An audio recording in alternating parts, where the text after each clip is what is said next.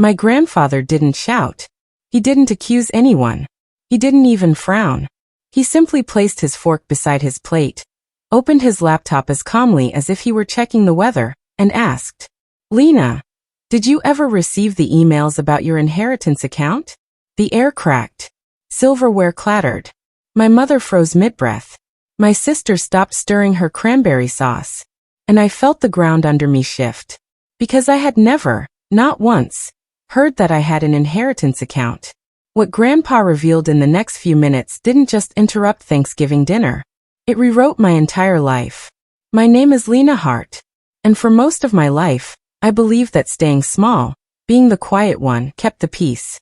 When you grow up in a house where your sister's accomplishments decorate every wall and your own needs are treated like static in the background, shrinking becomes a survival skill.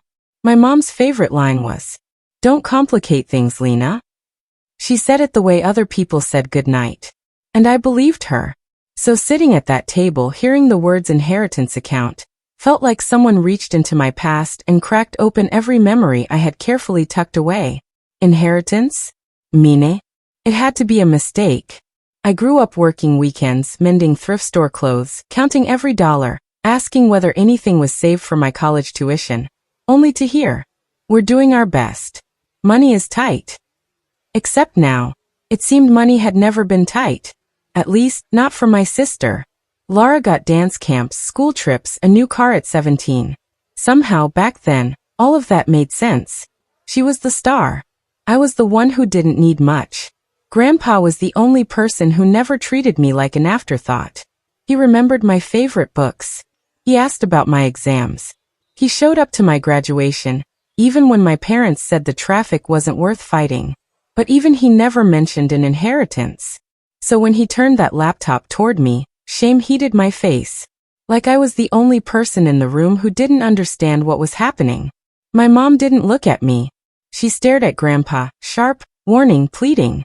My father kept slicing his food though no one was eating. Laura held her glass but didn't take a sip. Everyone felt rehearsed. As if this moment had played out 100 times without me. And maybe it had. Because the moment the laptop screen glowed toward me, I realized something. Someone in that room had been making decisions about my life, my finances, my opportunities, my future. And I hadn't known a thing. Grandpa didn't hurry. He tilted the screen slowly, giving anyone who wanted to stop him a chance. No one tried. Rows of emails filled the display. Subject lines repeating again and again. Annual statement. Beneficiary notice. Contact verification. 10 years worth. 10 years of information meant for me, none of which I had seen. For a moment, I searched for excuses. Maybe it was another Lena Hart. Maybe the bank had old information. Maybe there was a mix-up. But then I tapped the sender address. And everything collapsed. The contact email wasn't mine. It was a slightly modified version of my mother's. One she used for bank accounts. One I'd seen on old utility bills. My voice trembled. "Why is your email on my account?" Mom didn't blink. "Banks make mistakes, sweetheart." Grandpa didn't look away from her. "No," he said quietly. "Not like this." Mom's face flushed. Dad opened his mouth, closed it. Laura looked between them as if afraid her world might crack. Grandpa opened the earliest email. 10 years ago. The year I begged my parents for help with college expenses. The year Mom told me, "Money is tight, honey." Except clearly it wasn't. Not for the person these emails belonged to. Not for me. Each email matched a moment in my life when I was struggling. Nights I skipped meals. Mornings I walked to class in the rain because my car died. Summers the first worked double shifts while Laura posted photos from her dance programs across the country. I closed the laptop gently, not to end the moment, but to stop my hands from shaking. 10 years. 10 years of being told to be patient, be responsible, don't expect much.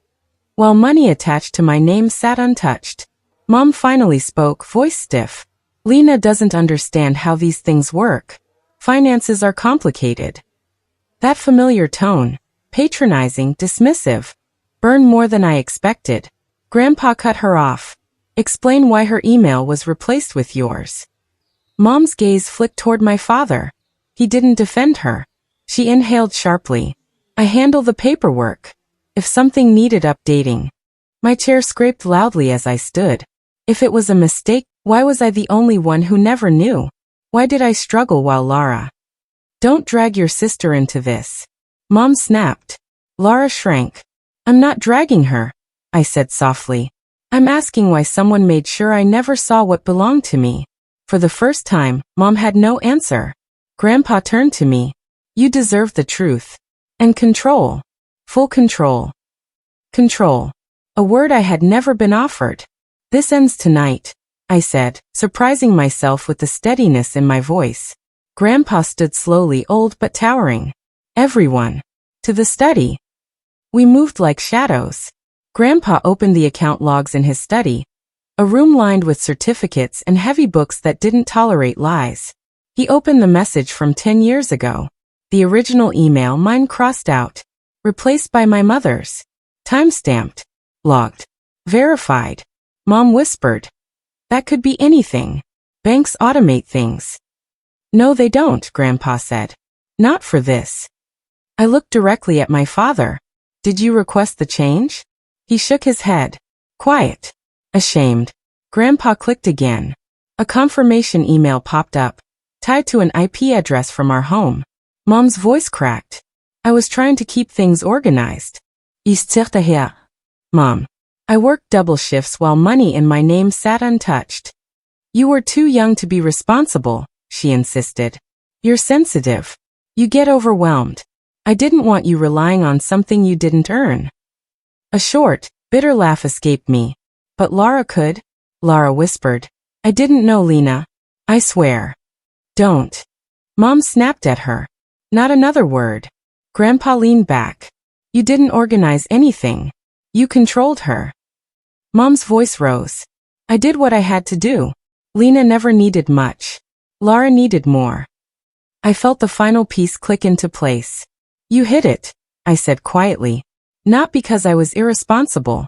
Because you were afraid I'd grow up without your permission. That wasn't your choice to make. Mom's face crumpled. Everything I did was for the family. Grandpa countered. Then why only do it to Lena? Why not Lara too? She had no answer. The silence was suffocating. Grandpa placed a hand on my shoulder. Lena, you'll have full access. Tonight. If you want, I'll call the bank myself. I want it, I said. Mom jolted. You can't just. I can, Grandpa said. And I will. Mom looked at me, tears forming. Lena, please, let's deal with this privately. No, I said. Not anymore. Mom's legs wobbled as she stood, then collapsed back into the chair. You don't understand, she whispered. If you take control, everything we built. You didn't build it, I said softly. You borrowed it from me. The words broke her. Within an hour, the bank confirmed all access was now mine.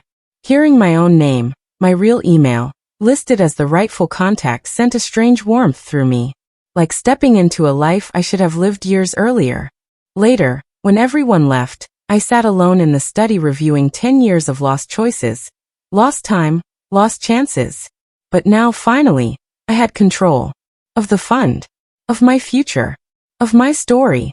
I walked out of Grandpa's house with only my coat and a decade's worth of clarity. For the first time ever, my future belonged to me. Not the people who were terrified I'd claim it.